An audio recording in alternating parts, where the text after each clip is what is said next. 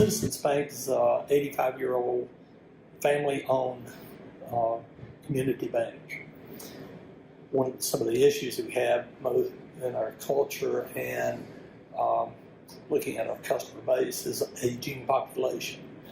So we're trying to change the culture from being a more blue-collar culture to trying to engage more the younger millennial groups, mesh the two that works both for our workforce and for the communities. So that's a challenge we have on maintaining our existing culture that we have, as well as going forward, making those changes.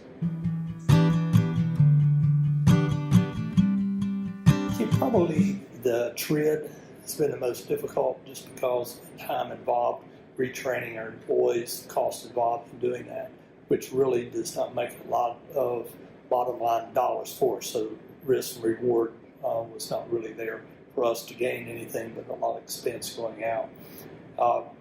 Other changes that have happened regulatory that really had minimal effect on us other than the cost of implementing, training, and monitoring those going forward. The industry as a whole, banking, I think, is pretty solid, and you always have pockets or outliers. And it seems like government tries to make regulation that fits all banks the same, which we're not all the same, may not be managed the same.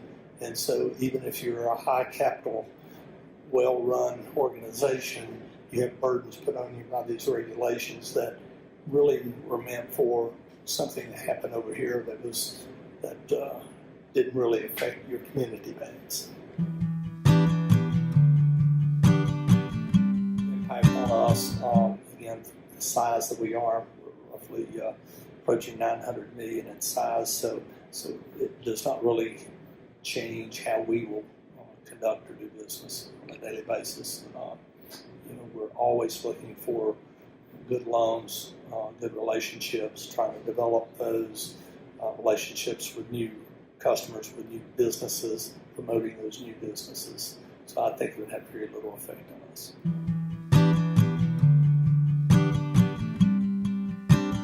When you've got a group of individuals, such as credit unions, that are they're not being measured the same way, that are being subsidized by the government, there needs to be more regulation given to them. If they're going to be a bank, treat them like a bank, tax them like a bank. That is a burden that we have when we're trying to compete with the credit unions. Our products, our prices are not that far apart, but they have the advantage of being taxed on their earnings. And that's a huge number that's taken out, that we're paying those taxes, that we cannot expand the way they expand or provide the different services that they may provide.